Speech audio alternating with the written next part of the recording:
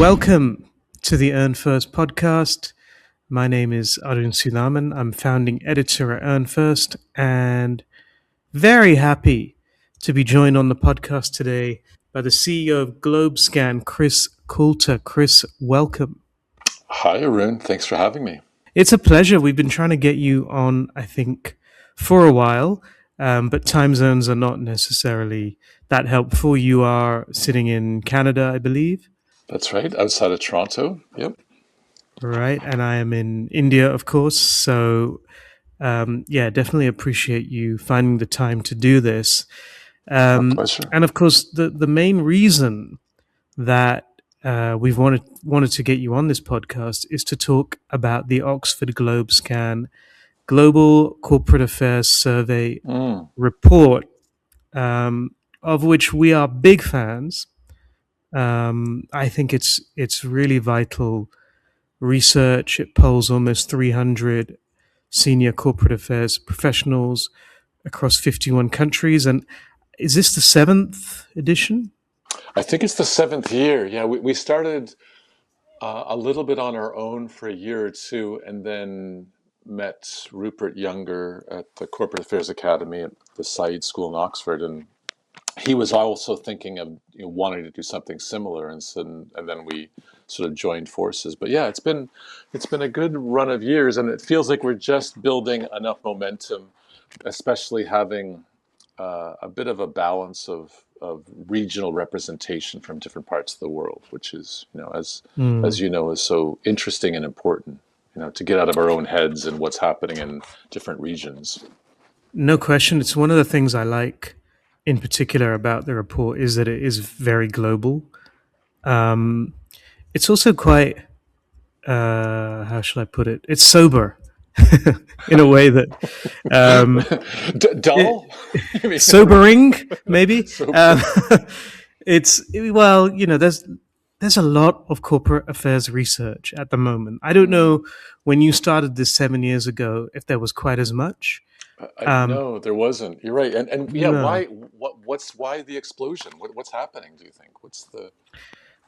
It's an interesting question, and I was reading another newsletter from a friend of mine, Helen Dunn in London, who writes the Corporate Affairs Unpacked newsletter, and she made the observation that she doesn't, she's pointed out that there are so many corporate affairs, corporate comms surveys, and all of them are asking not the same questions, but often I do think that the angle maybe reveals something about why there are so many. A lot of it does seem to revolve around proving how valuable the function is, and I do think maybe this is a function that is still searching for a little bit of validation. I think that's true, and I think the parallel, we do quite a bit of work with sustainability functions too, and the parallel with the sustainability function justifying itself, proving its value.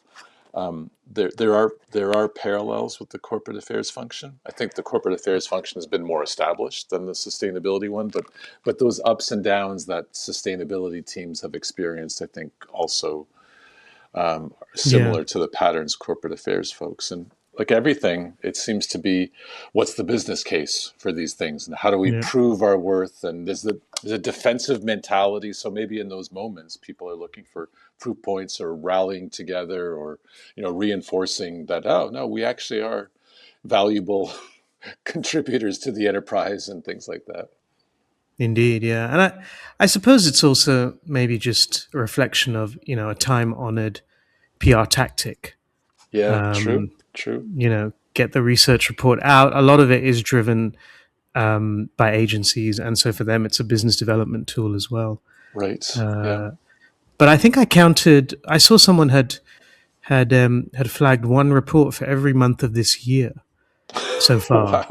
Wow. and I actually think that wasn't even exhaustive. I think there was even more than that. So I suspect there's at least 8 to 10 from this year alone. But let's talk about the GlobeScan Oxford report, because that, I feel, is, in my opinion anyway, I think it's head and shoulders above some of the other studies out there. And it does also have the benefit of longevity, which is really helpful. Mm, Um, some of the key findings that I'm very keen to discuss with you on this podcast, particularly because they, impact Asia Pacific perhaps more than other regions. But first amongst those is that three quarters of all respondents, or I think 74%, yeah, believe corporate affairs needs some form of revision, yeah, yeah, with more than one in six, 17%, calling for a radical rethink. And that desire for change is highest amongst Asia Pacific respondents. mm. 92% of corporate affairs leaders in Asia Pacific believe the function needs some form of revision. So, Chris, what do those findings tell you? Yeah. There. I mean, let's we'll talk about Asia Pacific in a second, but overall, you're right. It's a dramatic finding that there's this sense of dissatisfaction within corporate affairs practitioners and teams, I think, as to the direction of travel.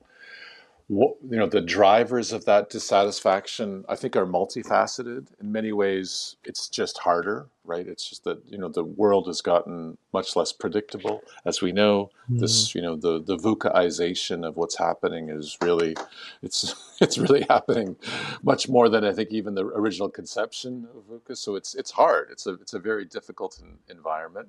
The geopolitics, the geoeconomics, all are relatively new thrusts after what, almost 3 decades of pretty consistent understanding of how the multilateral globalization system works. And that's all been thrown up in the air, of course, now. So that makes it more challenging.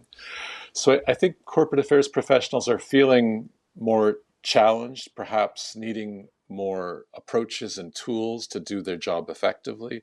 And so the table has been overturned. And I think now is the moment of how do we reimagine a future fit corporate affairs function? What do we need to do? And I think some of it is as we were talking before, there's a little bit of business case justification, delivering value in some ways, but then I think the advent of the geopolitics, the AI revolution, I think the demands for growth within so many companies and proving your worth, and can you not just be involved in risk mitigation but actually contributing to the financial success of the organization. Those are all not completely novel, but I think they've all peaked at the same time, which makes it difficult, right? People are searching for how do we sort this function out going forward so that we can actually deliver on those objectives. Indeed, it does suggest that maybe the original conception of the corporate affairs function, which probably hasn't changed that much in 50 odd years, is perhaps not fit for purpose. And of course, the impact of AI on the skills required and the kind of work that's maybe being automated Yeah. um, will have some impact as well. I thought it was an encouraging finding, though, that there is a desire for change. Yeah, Would yeah, you yeah. agree? I think so. I think it tells us that collectively people are interested in new ideas and new approaches. So it's a Mm, teachable moment, which these things don't always happen. So we're no. all collectively looking for, oh, what's some novel or different thinking that we can apply. So that's exciting. So it suggests there's lots of innovation that will take place in corporate affairs functions. Um, Mm, I think there's probably innovation both on how you build a function and then how you approach the world. Like how do you mhm. actually engage externally?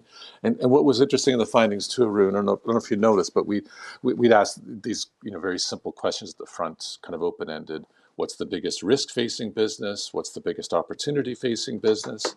And on the risk side, it's geopolitics, but then increasingly AI, which is new this year, quite a spike.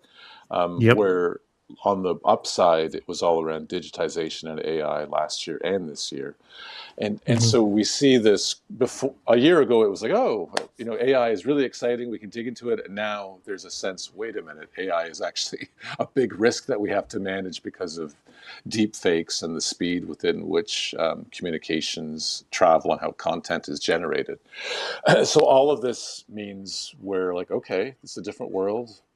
Where are some new interesting ideas and approaches, and how can we identify emerging practice that could be adopted by corporate affairs teams? I think that's the exciting part. Yeah, it's a really good point. AI jumps to become the second ranked amongst leading concerns at 44%, up from just 17% last year. Again, I would Yeah, suggest that's not necessarily a bad thing. The reality is catching up with the yeah, hype. Fewer than one in five, 18%, believe their function is prepared to manage AI driven misinformation. That was right. a Yeah, quite a startling yeah, finding. Did that surprise you at all? totally. And I think the speed with which, compared to a year ago, these kind of findings, where all of a sudden the risks are magnified, quite Mm, dramatic. And I think that, in last year's work we did, we saw that the integration of AI, or the adoption of AI in teams, was pretty superficial. mhm. Helping me write a speech or do a bit of desk research and things like that. So there wasn't, and I think this is the story of AI a little bit across. I mean, recently there was a statistic that only 6% of companies have integrated AI in such a way that they're more productive. The productivity Mm. gains, I think, take decades almost for these technologies. So we're still early in many of these ways, but all of a sudden, in that early time, we're also seeing the negative potential impacts of this technology, and it'll be a wild Yeah, ride, in yeah, many and ways. just concerns. A lot of people who I think are just in the dark Yeah. about what might come next, what might happen next. I talk to a lot of corporate affairs people and agency people, and Mm. there's still, I think, a reasonable amount of intimidation out there just in terms of what AI might mean, and just wildly varying levels of readiness for what the technology is doing and might do. What's your take, Arun, given your deep experience in the field and with these kind of communications, corporate affairs, PR folks? I mean, is that mindset lend itself to adopting technology at this kind of pace? What's the because I asked the question because in the research it shows that there's, yes, this sense of AI being quite a dominant thematic, but also at the Mm, same time an increasing sense that we have to talk to real stakeholders. The engagement part of corporate affairs is also increasingly important. So is there a balance? I yeah. mean, and comms people are very people centric. They're very people. So Yes.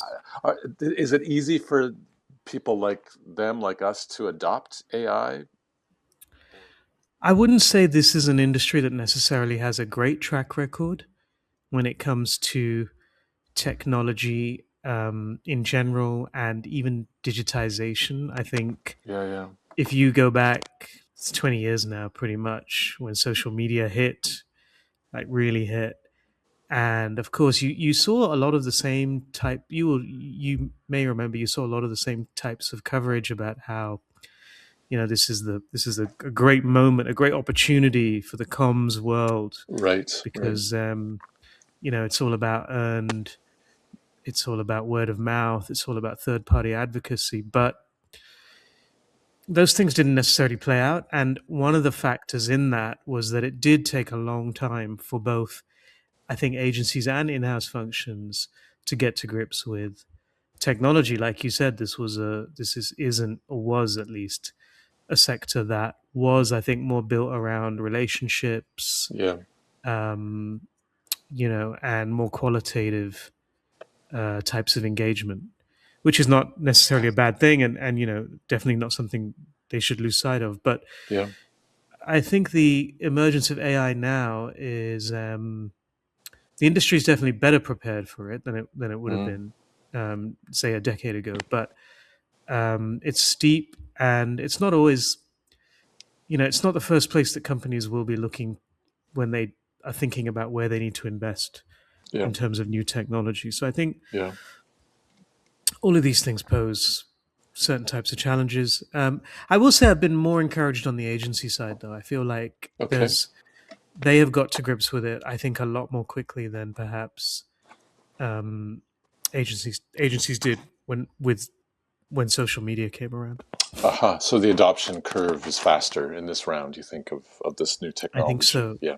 Huh. Yeah, I do think so. I think that there's many agencies I think have been quite quick to move in terms of AI, and maybe Yeah. that's just um, because it's easier to get to grips with. I don't know. Yeah. I'm Yeah. just like thinking aloud Yeah. here, or Yeah. maybe it's because they have taken on the experiences from previous waves Yeah. of technology. Well, Yeah. and back to your question. And sorry to ask a question Mm. of you. This No, is it's your fine. interview, Yeah. but we referenced the fact that or you referenced the fact that in the research, corporate affairs professionals in Asia Pacific were feeling especially um, a sense that it's a time for revising the approach to corporate affairs. And what you're in Asia and you spend a lot of time in Asia. Why? What's your sense of why? Why is that more heightened in Asia Pacific than other regions from the research? Yeah. Why is the desire for change more in Asia? Probably, if we're being, um, take a fairly straightforward view of it, probably because functions in Asia are, you know, attract less investment, have, have fewer people, and are often, um, fighting harder for that kind of recognition and in terms of being able to prove that value. So yeah, I think that when you look at the world as a whole, you probably look at Asia and the corporate affairs.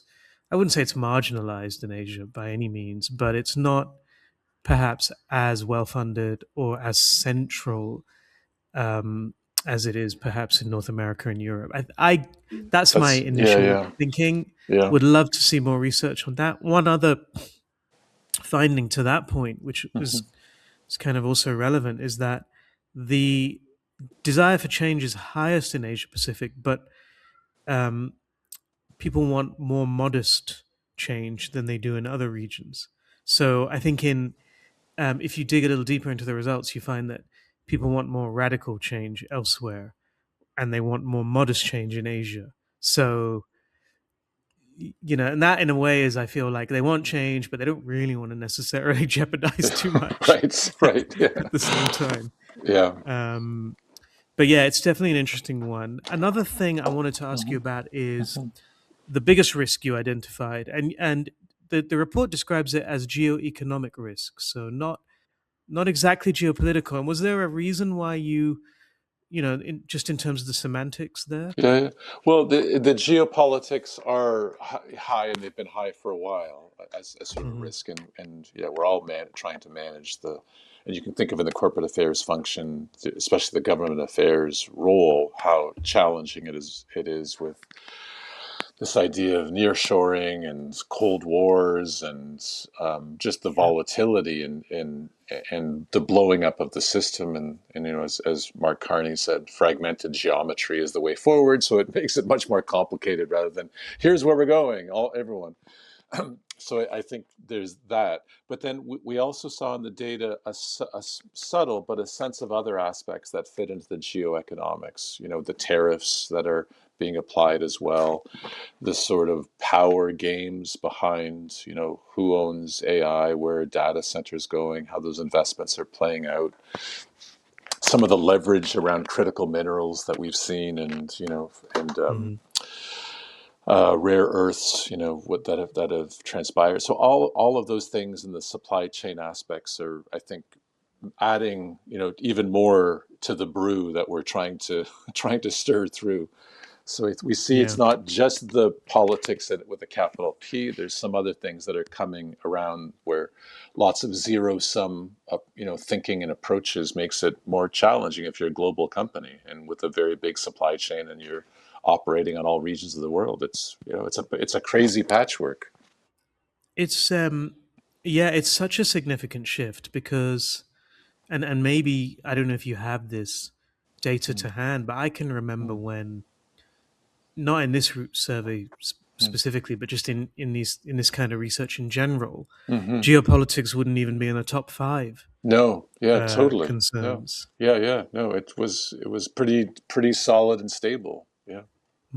It's and that is a significant shift. Yeah, and I do think this theme, from some, we do public opinion research too, and other kind of Hmm. stakeholder research.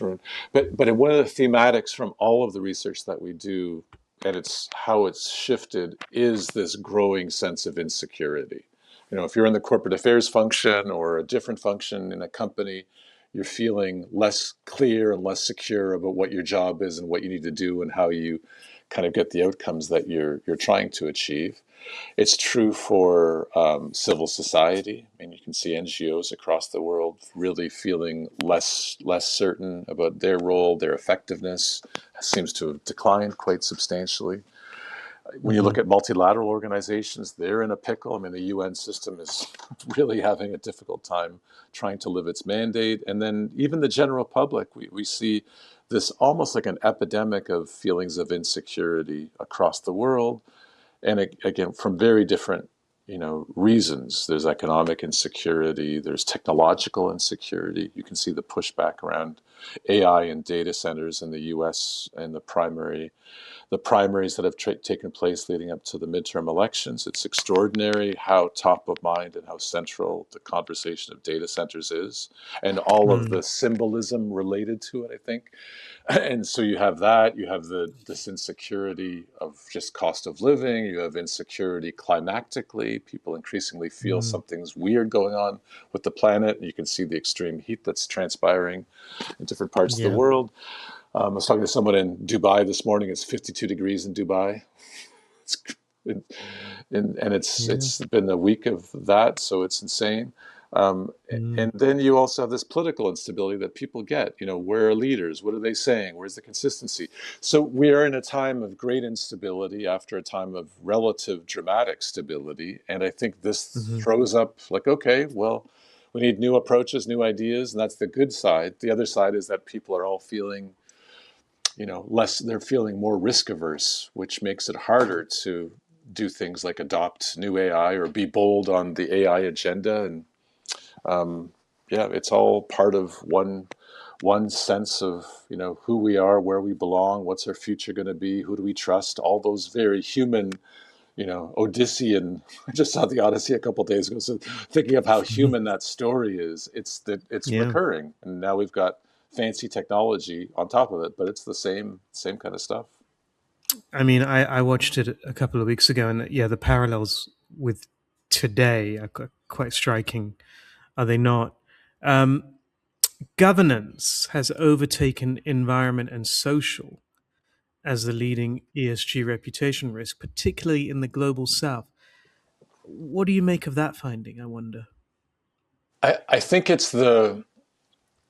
think this is part and parcel when we're talking about ESG or sustainability, that there's a very strong zeitgeist in the corporate sustainability agenda to prove worth, kind of like corporate affairs, but I think even more heightened.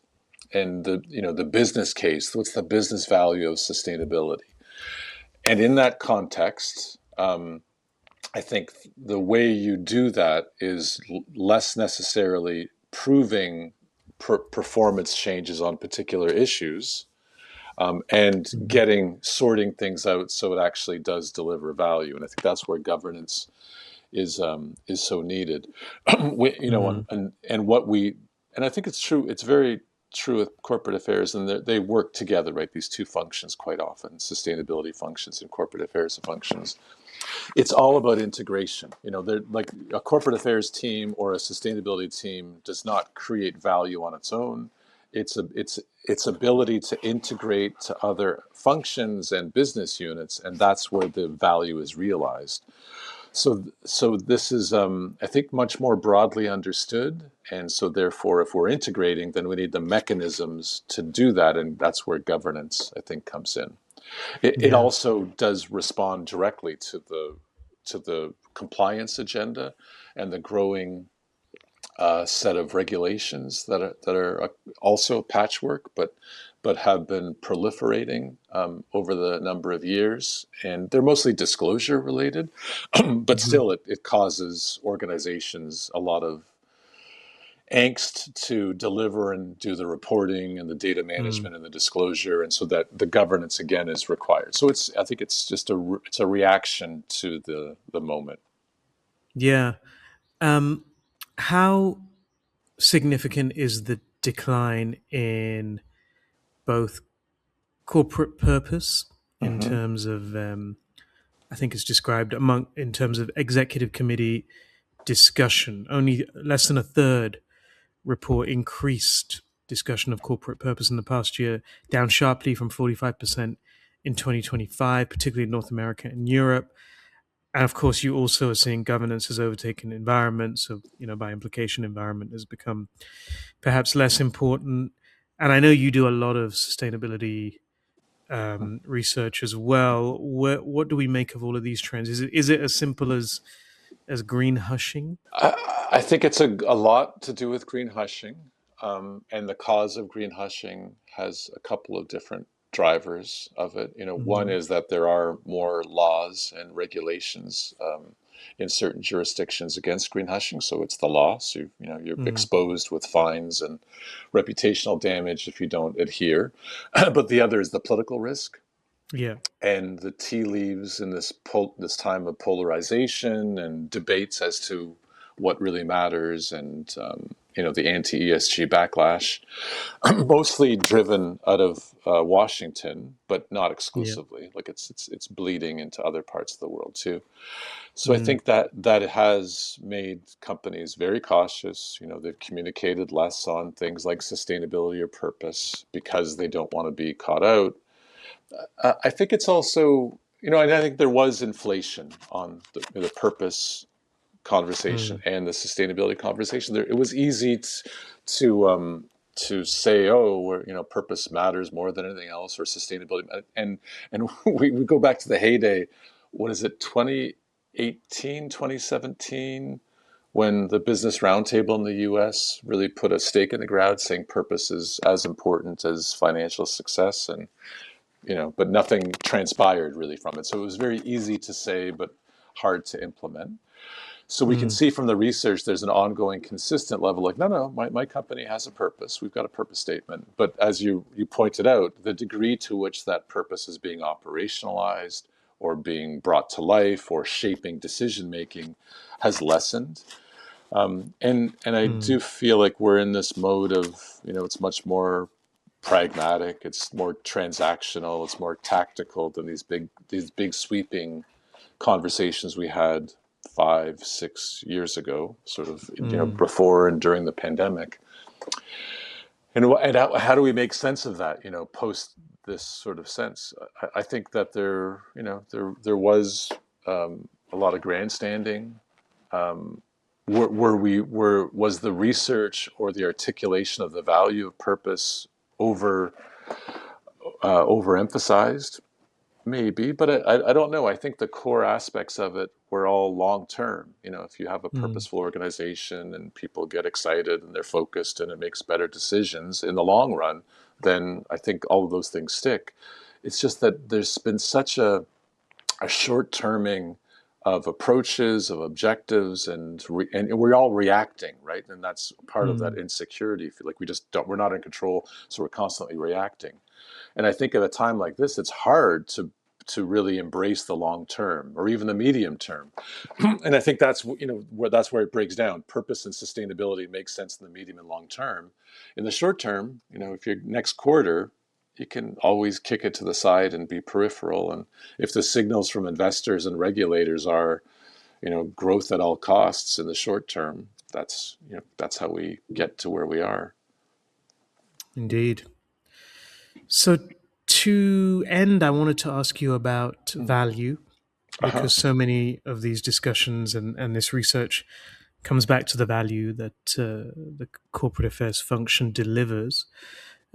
Less than one in six in the study, 15%, believe the function influences business value across the whole chain.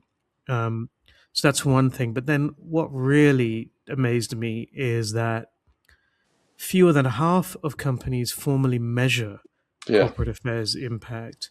More than 1 in 10, 11%, don't know whether it's being measured or not. yeah, Um, yeah. and for those that are measuring, it's the kind of usual story. Three quarters are relying on media performance metrics ahead of reputation, trust tracking, stakeholder sentiment, employee engagement, public policy outcomes. Is that an improvement, or are we just? Is it just static? It's the first time we asked that particular question, and Ah, Arun, we were also staggered with that, and I feel not very mm, naive. I mean, we work with lots of corporate affairs teams and functions and stuff, so I should know better. But to the fact that only half of companies are formally measuring success, which is broadly defined, so it's also there are some fuzzy elements in there. They're more anecdotal and sort of getting talking to my stakeholders, getting feedback versus more formalized, media um, tracking and reputation metrics on reputation tracking and things like that. Still, half aren't, and so you think that adage of you can only manage what you can measure. If it is a formalization of the function and trying to prove worth and delivery, then where there's a gap we have. Like how if you have a skeptical board member or a skeptical CEO saying what's the value of this, and we can't prove or show it, really puts us on the back foot for sure. mm, So it yeah, does, I mean, and these things are, we do a lot of reputation research for clients, and so it's costly, it takes time. mm, In a hyper quick world, it's sometimes difficult to deliver on the short term needs. So I understand it, and people are searching for different approaches to try and fill some of those gaps. But I think it just suggests we need to mature the organization still. We need to embrace the governance aspect as we were talking before, and not be afraid of what we find out. And I mm, think all information is friendly, and if we're not delivering on the value that the corporate affairs function can promise, then let's understand that, and let's kind of move from whatever that baseline is to something more incrementally positive. And that's how we get respect, I think, internally, and that's how we begin to get more effective in this very dynamic environment. mm. Sounds simple. Last question I have for you. I don't Hmm. know if you had noticed some of the articles that have come out in the first half of this year. In particular, there was one in the Wall Street Journal, and it lent itself to this view that the CCO, the head of corporate affairs, has finally made it, has Hmm. kind of reached the C-suite, and The echelons of is power. yeah is being relied upon more than ever for significant decision making and counsel at a time of unprecedented complexity, and very seductive view. A lot of it was very very popular on LinkedIn, as you might imagine. Um, do you think the research bears this kind of view out, or is it a little bit of a reality check? I think it's a little bit of hyperbole to say that we've made it now and corporate affairs is completely solidified. I think that's a great signal that there is a chief corporate affairs officer role, and we can Hmm. designate it in different language, right? It doesn't really matter. Director of corporate affairs globally or something is also similar.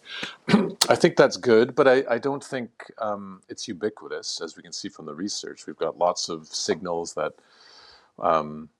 there's too much volatility. We're dissatisfied with our current approach. We need to find different ways. I mean, maybe this does suggest there's a requirement for a stronger leadership role in these functions to deliver and drive, and maybe that's the indication. of that triumphal sense that we're at a different level, and maybe we're getting there. But I do think, in if the world is more volatile and challenging, and it's more difficult to anticipate what's happening, then a corporate affairs function delivers on those things and kind of ease and smooth out some of those frictions. So if you're a Yeah. CEO or board member and you don't have a really strong leader in a corporate affairs role, you're exposed, and you do need to rely, I think, increasingly on those people in that function to manage through. So Mhm. maybe we're on the cusp of something, a 2.0 version of corporate affairs that we is probably in the we're in between those sort of Mhm. the old era and the new era, and give a couple more years and see if we've matured enough to be that much more solid and delivering value and having the tools we need to manage through all this complexity. Yeah, it's. I mean, it is an exciting time, I think, for the function. To your point, and as you mentioned it, amidst this complexity, I do think corporate affairs is has never been more important. Totally, Um, totally. but I think, as you've also mentioned, there are some signals in this research and in other research as well, and I think we have to pay attention to those as well. And perhaps Mm. the biggest one of those is just the appetite for change Yeah, um, yeah. from corporate affairs professionals themselves, and that will be a very interesting one to track. So, Chris, thank you so much for joining Oh, the my pleasure, podcast. Arun. It was great to see you. Great to have a conversation with you. Good. I hope to see you soon. Take care.